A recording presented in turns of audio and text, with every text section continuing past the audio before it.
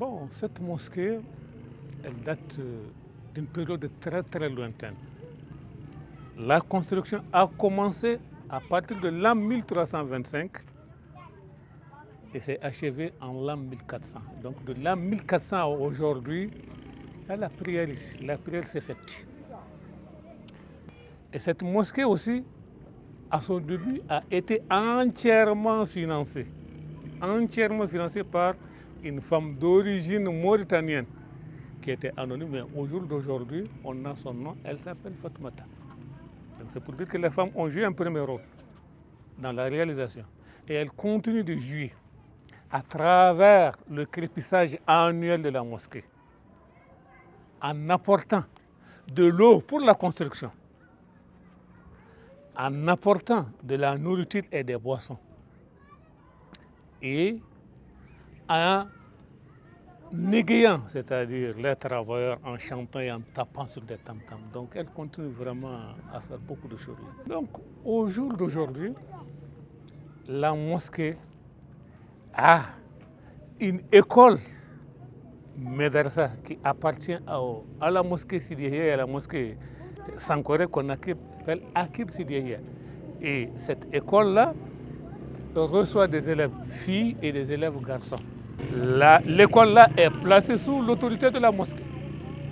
Et les femmes aussi reçoivent des prêches, soit sur la place publique là ici, soit à domicile. Donc cela rentre dans le cadre de leur formation. Donc ce que j'ai ajouté, c'est que ici nous avons une perle très très rare. La mosquée là nous appartient à tous. Nous sommes des Noirs. Et cette mosquée-là a été classée patrimoine mondial de l'humanité.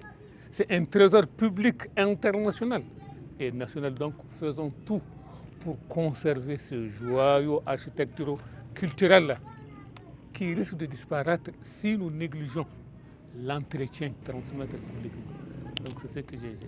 À la place de la mosquée de Sankoré, une mosquée qui a été construite par l'apport d'une brave dame Fatoumata, comme vient de le dire l'imam.